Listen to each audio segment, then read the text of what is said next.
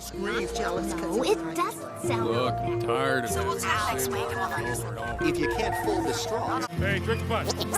Here, take the cup. Hey, take the cup. Ah! Americans are not winning their battle against obesity.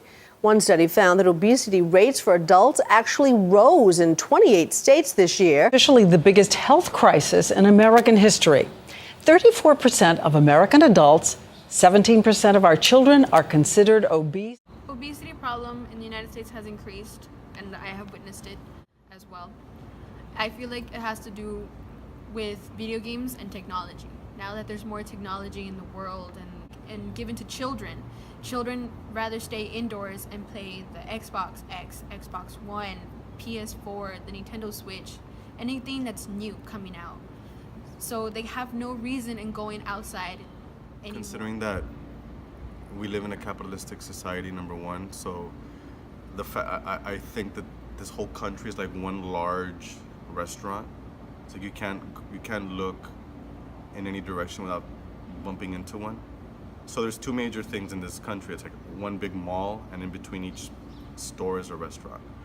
So there's an excess of food, number one, because we're such a rich country and we pride ourselves in entrepreneurship. So whether it's franchise restaurants that serve really unhealthy food or even mom and pop restaurants here and there that sometimes don't practice the best cooking habits or the way they prepare their food, I don't think is the healthiest. I think it's not surprising. That statistic is not surprising at all. Actually, I would be surprised if it was any different. Another thing is that the way we treat professional sports, it's like so few, it's almost like very few people practice sports and everybody else is a spectator. You know, no kid ever, it's unrealistic for a kid to think that he's gonna make it to the NBA, for example. So what does he do? He becomes a fan of the NBA. And what does being a fan of the NBA mean, usually, for example? Well, you go to the stadium, perhaps. When you go to the stadium, you consume Cokes, nachos, popcorn, burgers, hot dogs, candy, soft drinks. Or if you watch it at home, you get together with your friends. What do? You make a carne asada, you buy snacks, chips. So the fact that so very few people become professional athletes and the rest of us are just spectators, I think is adding to the problem. I think it's a problem that should be really taken care of because we have to maintain healthy because there's less risks of us being sick over something. It's the second most leading cause of death, and people should really do something about it. Yes, according to psychology, all the commercials program on our television and whatever channel we're watching, they're being used on purpose. So let's say the sports fan, they'll usually would include more television advertisements about food so that they could go out and eat. A burger smothered in an A1 butter, topped with sizzling steak and crispy onions for just $1.99? That's high fashion flavor at a thrift store price. The A1 buttery steak burger, Checkers and Rallies. Fast foodies know the deal. This just in, Wendy's is adding the double stack as an option in the 4 for $4 for a limited time. With over a quarter pound of fresh beef, that's a deal so good it should not exist. Like bumblebees should not be able to fly because their wings are too small for their bodies. Wait, we're not supposed to fly? Yeah, kinda like how a quarter pound of beef should not be in the 4 for $4. But it is, along with 4 nuggets, fries, and a drink, all for just $4. Any other bee puns? No, we're good, honey. The double stack in the 4 for $4. A deal so great, it's impossibly good. We usually cook at home, always. I usually grab a fast food. We just eat fast food in the morning or at night, which can be at 2 in the morning sometimes. We don't really, it's rare when we make homemade food. Is that we do a lot of home meals. My wife is very good at cooking. I help whenever I can or get a chance to help. And I would say we probably eat about 90% of our meals are made at home. I used to eat at home, but then my mom got mad, so yeah, no hace food at the house. I usually eat at home. Two magazines are hitting stands at the same time for the 2015 body issues, but with such different covers. Us Weekly has picked Jennifer Lopez, while People has gone with size 22 model Tess Holliday. So this isn't just a battle of two magazine covers, it's a battle about body image in Hollywood.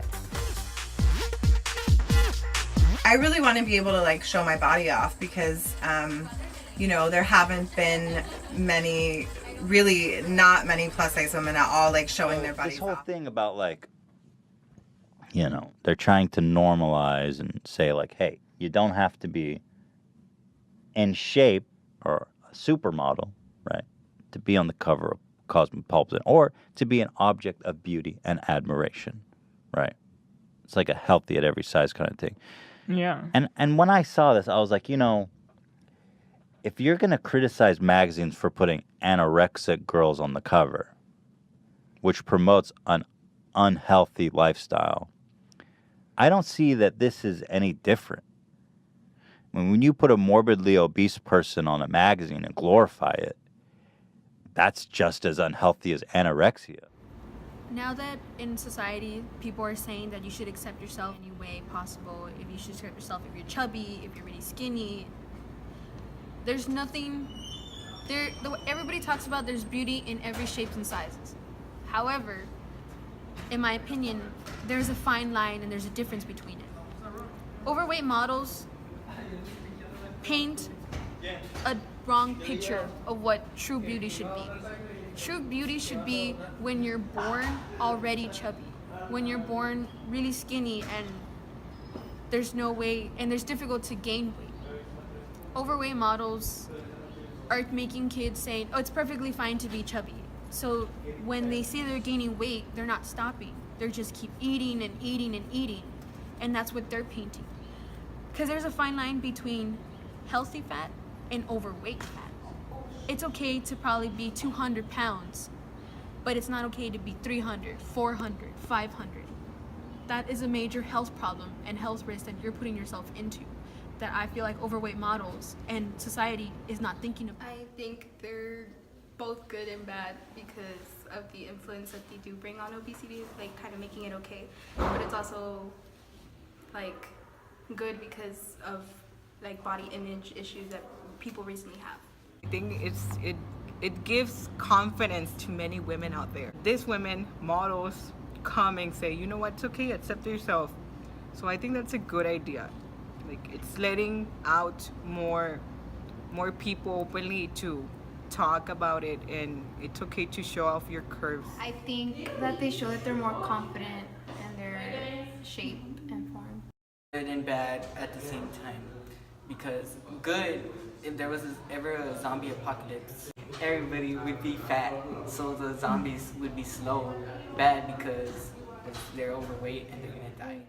I think overweight models have way more confidence than usual people because they express the way they have their body and how others can express their bodies but don't because of shame.